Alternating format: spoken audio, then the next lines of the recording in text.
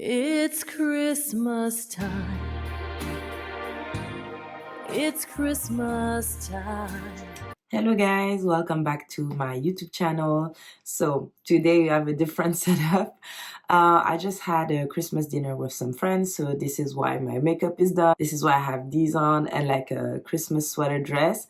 I will insert a picture right here so that you guys can see the total look.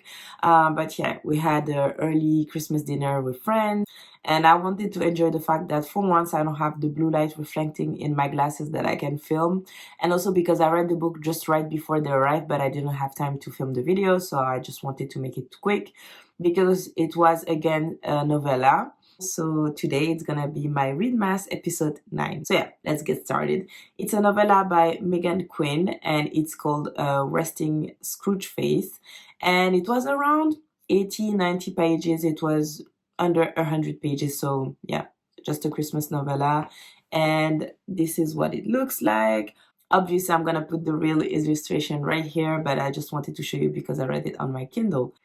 So yeah, I'm gonna make it short because I have to say that it's the first book from my Readmas series that I truly didn't enjoy. I think the idea was there, and I think it could have developed into such a nice story because when I read Resting Scrooge Face, I was like, it has to be good. If you know the original story of Scrooge, he was somebody that was really hateful, didn't like the holidays, and he was visited by the Christmas spirit one night, and it completely changed his life. He became, a nice man. He was paying his employees well and etc. So yeah, go check out that story.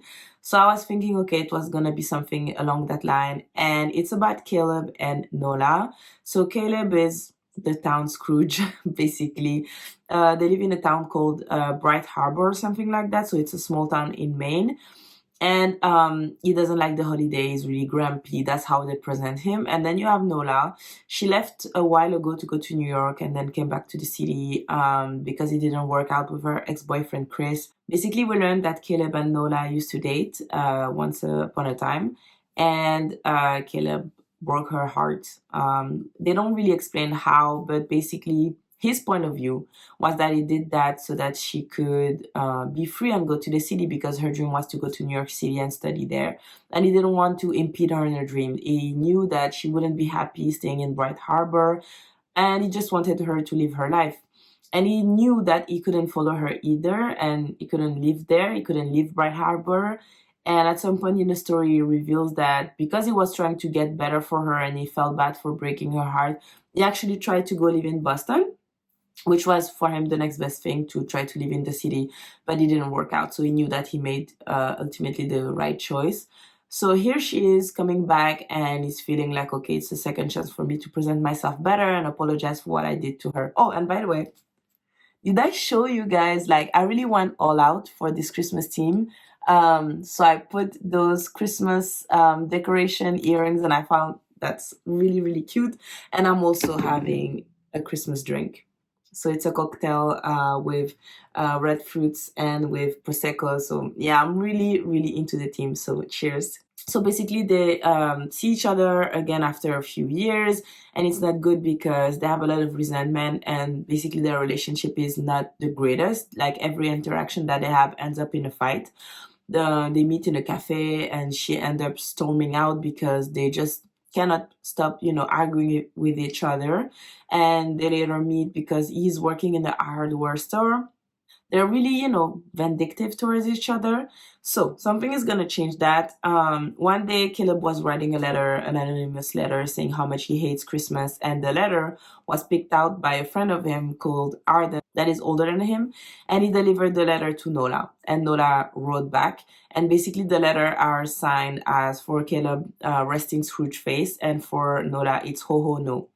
And they don't know that it's each other. So basically, you have a whole piece of the novella where it's just their back and forth in letters, which was nice, but I don't know, like, why would you tell your whole life story to a stranger? I mean, the concept is here and I like it, but I know I wouldn't do that, and it's not really safe, and I don't see anybody doing that, like, so easily. And then again, none of them thought to ask Arden who was delivering those letters and why, with no address and nothing like that. So, I mean, some part of the story didn't make sense. So yeah, they're gonna develop a relationship like that, and I'm gonna leave it at that so that I don't spoil the ending. But Obviously, at some point, they're gonna realize that they're writing to each other and they're each other pen pals, basically.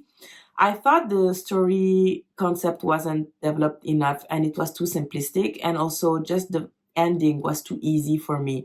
Knowing that he broke her heart, obviously you're gonna get a happy ending, which I'm happy with, but I feel like they didn't explore why he broke her heart, what it did to break her heart, and how she could forgive him just like that, like you're gonna see in the scenes in the book. She had so much resentment for him in the beginning, and it just evaporated like that. It didn't make sense to me. So yeah, I felt like the story wasn't pushed enough. And that's one thing with novella. I feel like you have to establish the story quite fast because you don't want to drag it and it being a real book. But in the same time, you cannot be too fast to the point that you don't understand anything. And that's the problem I had with The Gift by Frida McFadden as well.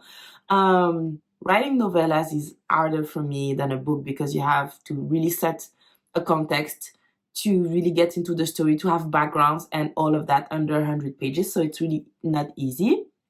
But yeah, I would say that it was a 2 stars for me, and even that I feel like I'm being generous because the idea was cute, but also had no connection to the characters. Caleb was just an ass to me, and just out of the blue it became nice at the end of the book. It didn't make no sense to me, and you know how I feel about the book that have no sense. So yeah, it wasn't the best to me, and I think it doesn't have the greatest note on Goodreads, and I understand why. Actually, it's 3.5 out of 5 stars, so it's actually pretty decent, but you know what I mean.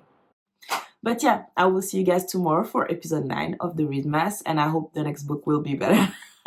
But yeah, have a good night, good evening, or whenever you guys are watching. See you next time. Bye. Season of peace is finally here.